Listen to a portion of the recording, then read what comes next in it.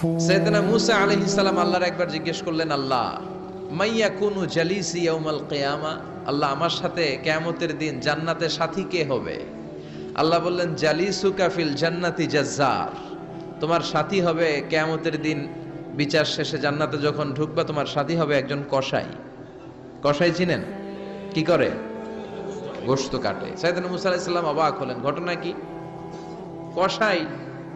আমি হইলাম নবী আর আমার সাথে জান্নাতে থাকবে? হাউ কাম ইটস পসিবল, এটা কিভাবে সম্ভব? আল্লাহ বললেন, নিজেই দেখে আসো এটা কেমন কসাই। সাইয়েদনা মুসা আলাইহিস সালাম ছদ্মবেশে কসাইয়ের দোকানে দাঁড়িয়ে রইলেন। দেখলেন স্পেশাল বিশেষ কোনো আমল নাই, কসাই শুধু গোশত কাটে, গোশত বিক্রি করে। দিন শেষে দোকান বন্ধ করে প্যাকেটের ভেতরে গোশত নিয়ে বাড়িতে রওনা হয়েছে। বাড়ির ভেতরে ঢুকে যাওয়ার পর সাইয়েদনা মুসা আলাইহিস সালাম ঘরের দরজার কড়া নাড়লেন। কসাই বলে, মান আনতা, তুমি কে? মুসা আলাইহিস সালাম বললেন, আনা মুসাফির, আমি মুসাফির, থাকার জায়গা নেই, আপনি যদি থাকার জায়গা দেন আপনার বাড়িতে থাকবো। কসাই বলে, আসেন। সাইয়েদনা মুসা আলাইহিস সালাম ঢুকলেন। কসাই বলে, এই ঘরে একটু থাকেন, ওই ঘরে আমার একটু কাজ আছে। মুসা আলাইহিস সালাম বললেন, যান, কাজ সেরে আসেন। মুসা আলাইহিস সালাম খেয়াল করলেন ওই ঘরে মাচার উপর থেকে বয়োবৃদ্ধ এক নারীকে তিনি নামিয়ে গোসল করালেন, টাওয়াল দিয়ে গা মুছিয়ে দিলেন, নতুন জামা পরিয়ে দিলেন। এরপর দোকান থেকে আনা সুন্দর গোশতের টুকরাটারে নিজ হাতে কেটে রান্না করলেন। তারপর রুটি বানালেন আর গোশত আর রুটি হাতে নিয়ে ওই মহিলার মুখে তুলে দিচ্ছেন। মহিলা খাচ্ছে, খায় আর বিড়বিড় করে কি যেন দোয়া পড়ে। সুবহানাল্লাহ পড়বেন না? ওই মহিলাকে খাওয়ানোর পরে কসাই সাইয়েদনা মুসা আলাইহিস সালামকে মেহমান হিসেবে খাবার নিয়ে আসলেন। বললেন, ও পথিক, খাবার খান, সকালবেলা আপনিও চলে যাবেন, আমিও যাব আমার দোকানে, খেয়ে আপনি ঘুমিয়ে পড়েন। মুসা আলাইহিস সালাম বললেন, ততক্ষণ পর্যন্ত তোমার আনা খাবারে আমি হাত দিব না যতক্ষণ না তুমি বলবা ওই মহিলাটাকে।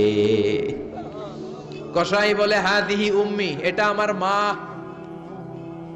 হাদিহি উম্মি, এটা আমার মা। এই দুনিয়ায় এই মা ছাড়া আমার কেউ নাই, আমিও ছাড়া আমার মায়ের কেউ নাই। তাই প্রতিদিন দোকানের কাজ শেষ করে গোশত এনে রান্না করে আমার মারে আমি খাওয়াই। হাদিহি উম্মি, এটা আমার জনম দুঃখিনী মা।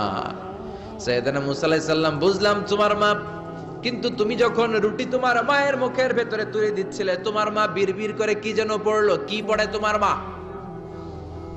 কসাই বলে, আমার মায়ের একটা পাগলা দোয়া আছে। কি দোয়া? আমি জানি কশিন কালো এই দোয়া কবুল হবে না। আবেগের বশবর্তী হয়ে প্রতিদিন আমার মা আমার খেদমতে আমার উপর এত সন্তুষ্ট হয়ে যায়, এত খুশি হয়ে যায়। আমার মা প্রতিদিন বলতে থাকে, আল্লাহুম্মা জাআল ইবনি জালিসা মুসা ইয়াউমাল কিয়ামাহ। ও আল্লাহ, আমার ছেলের খেদমতে আমি এত সন্তুষ্ট, আমার ছেলের উপর আমি এতটাই রাজি খুশি। শুনেছি এই জামানার সবচাইতে বড় পয়গম্বর, বনি ইসরাইলের সবচাইতে বড় নবী, ওই নবীর নাম নাকি মুসা।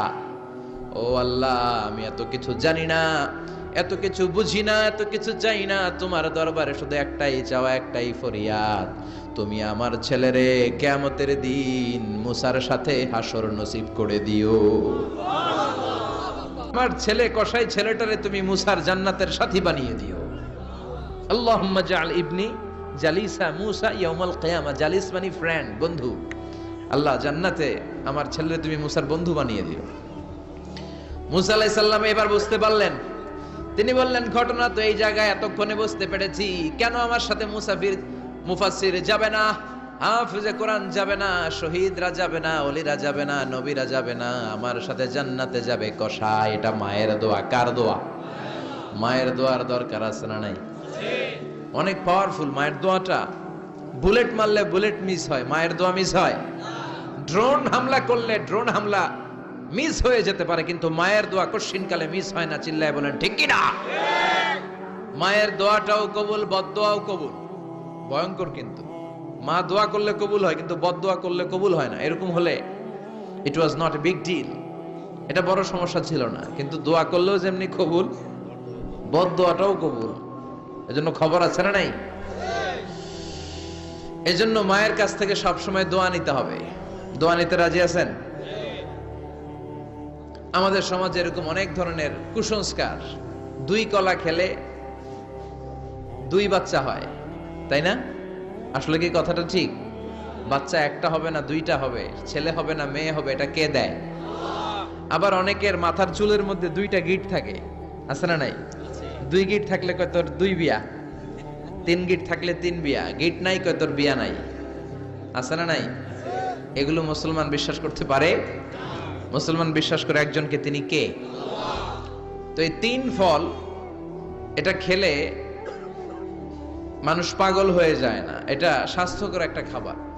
বাংলাদেশের তিন আর আরব দেশের তিনের পার্থক্য আছে। আরব দেশের তিন খুব সুস্বাদু। তো এই তিনের নামে আল্লাহ একটা সূরা দিলেন, সূরার নাম হচ্ছে সূরাতুত তিন। সূরার নাম এরকম অনেক নামে আল্লাহ সূরা দিয়েছেন, খেয়াল করে দেখবেন। মানুষের নামে সূরা দিয়েছেন, সূরাতুল ইনসান, সূরাতুন নাস।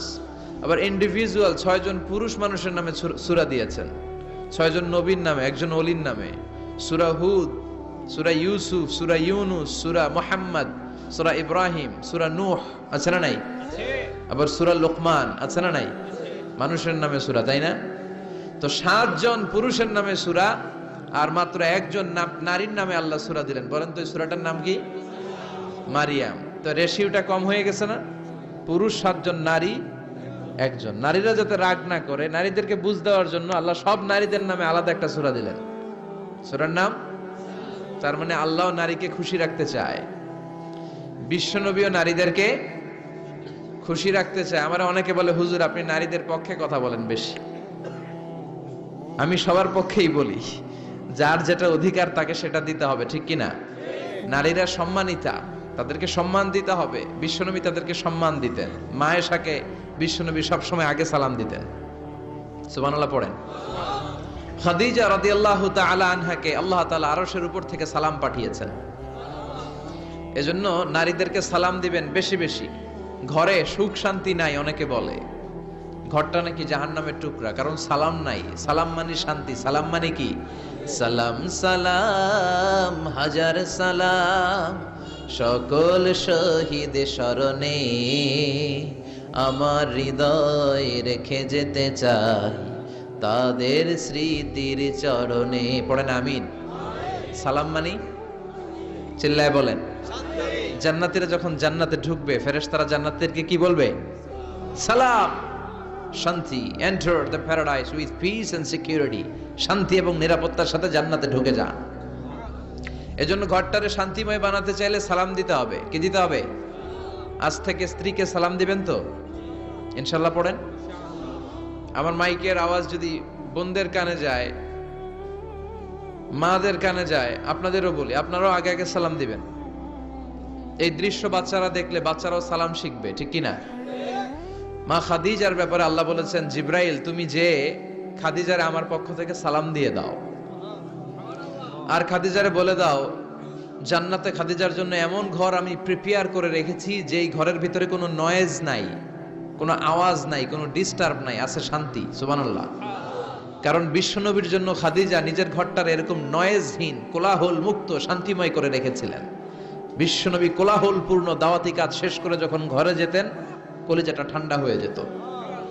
বিশ্বনবীর জন্য এমন একটা ঘর রেখেছিলেন মা খাদিজা, ওই ঘরে বিশ্বনবী যখন প্রবেশ করতেন, বাইরে যত মারপিট হয়েছে, মারামারি হয়েছে, কাফেরদের যত অত্যাচার সহ্য করেছে, ঘরে ঢোকার সাথে সাথে নবী সব ভুলে যেতে। এত মায়া, শান্তি, প্রশান্তির ঘর খাদিজা বানিয়েছিল। এজন্য আল্লাহ বলেছে, জিব্রাইল খাদিজারে বলো, খাদিজার জন্য এমন জান্নাত আমি রেখেছি যে জান্নাতে কোনো সাউন্ড নাই, আওয়াজ নাই, ডিস্টার্ব নাই, কোলাহল নাই, কোনো নয়েজ নাই। চিল্লায় পড়েন আল্লাহু আকবার। এজন্য মায়েরা খাদিজার জীবনী থেকে শিক্ষা, স্বামীর জন্য ঘরটারে প্রশান্তিপূর্ণ করে রাখবেন। প্রশান্তির একটা জায়গা যেন হয়। কানের কাছে এসে বেশি বেশি ঘ্যান ঘ্যান করেন না। ঘরে ঢুকলেই চাল নাই, ডাল নাই, এটা লাগবে, ওইটা লাগবে, ছেলের ওইটা লাগবে, আস্তে আস্তে। অনেক স্বামী হার্ট অ্যাটাক করে স্ত্রীর কারণে, জানেন ঠিক কিনা? ওই কয় ঠিক, সবাই ভুক্তভোগী, কমন পড়ে গেছে। দুই পক্ষেরই বললাম, স্বামীরাও সালাম দিবেন, স্ত্রীরাও দিবেন। সালাম মানে শান্তি। তো ঘরটারে শান্তি দিয়ে ভরে দিবে কে? আর একে অপরের প্রতি শ্রদ্ধাবোধ রাখবেন। তো নারীদেরকে খুশি করার জন্য আল্লাহ সূরা দিলেন, সূরাতুন নিসা। প্রাণীদের নামে অনেক সূরা আছে, সূরাতুল বাকারা আছে না নাই? বাকারা মানে কি? গাভী। গাভীর দুধ খাবেন। বিষ্ণু বলেছেন, গরুর গোশত খেয়েও কম, দুধ খেয়েও বেশি। আলাইকুম বিআলবানিল বাকার, তোমাদের উচিত গরুর দুধ খাওয়া। ফাইন্নাহা তুরাম্মু মিনাল আশজার, কেননা গরুর দুধ এটা হচ্ছে সবুজ ঘাস আর পাতার নির্যাস। ফি লাবানিহা শিফা, গরুর দুধে আছে শিফা। ও ফি লুহুমিহা দা, গরুর গোশতে আছে রোগ। গোশতে আছে কি? গরুর গোশত খাইলে রোগ বাড়ে না? অনেক ডাক্তার আছে এরা সিরিয়াল নেয় না, যারা গরুর গোশত খায় বেশি, বলে লাল মাংস যারা খাবে এরা যেন আমার সিরিয়াল না দেয়। আছে না নাই? বিশ্বনবীর খাবারের তালিকায় দুধ ছিল। বিশ্বনবী বলতেন বেশি বেশি দুধ খেও, এবং বিশ্বনবী বলেছেন মায়েরা যেন তাদের বাচ্চাদেরকে দুধ খাওয়ায়। মায়ের বুকে প্রথম যে দুধটা সেটাকে বলে শাল দুধ, এটা বাচ্চার জীবনের প্রথম প্রাকৃতিক টিকা। সুবহানাল্লাহ পড়েন। আমরা কত টাকা দিয়ে দামি দামি টিকা দেই, কিন্তু প্রথম টিকাটা